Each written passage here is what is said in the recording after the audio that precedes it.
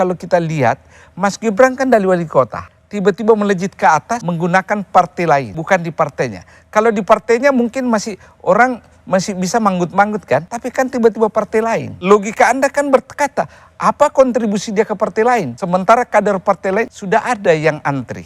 Soal momentum, tadi berdasarkan tulisan Pak Hamid hari ini, dinasti Jokowi versus dinasti Gandhi.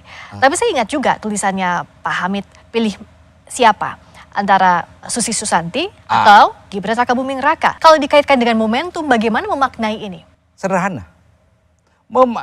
Apapun yang Anda lakukan, kalau Anda mau berprestasi, Anda berkeringat. Kedua, apalagi kalau politik, Anda harus ada investasi sosial. Tidak ujuk-ujuk tiba-tiba ke atas. Saya tidak against yang namanya dinasti. Itu sangat sah seperti Pak Prabowo katakan. Yang masalah kalau dalam rangka menjaga kesinambungan dinasti, ada proses yang tidak wajar dan disoal oleh publik.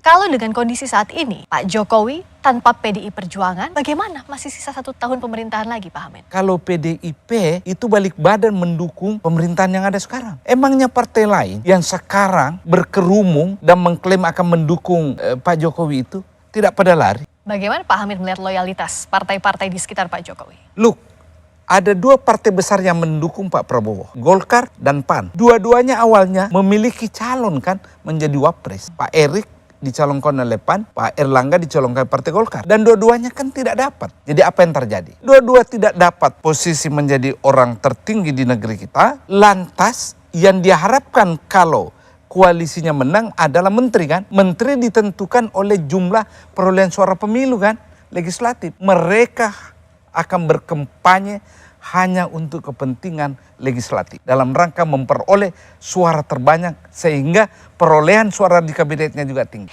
Yang kedua ya, pemerintahan 1 tahun ini kalau PDIP tidak ada, partai jangkar mana yang dipakai oleh Yang Mulia Presiden Jokowi sebagai partai jangkar? Saya mau tanya Anda. Karena ini partai baru dadakan semua berkumpul kan ke situ. Pak Hamid ragu?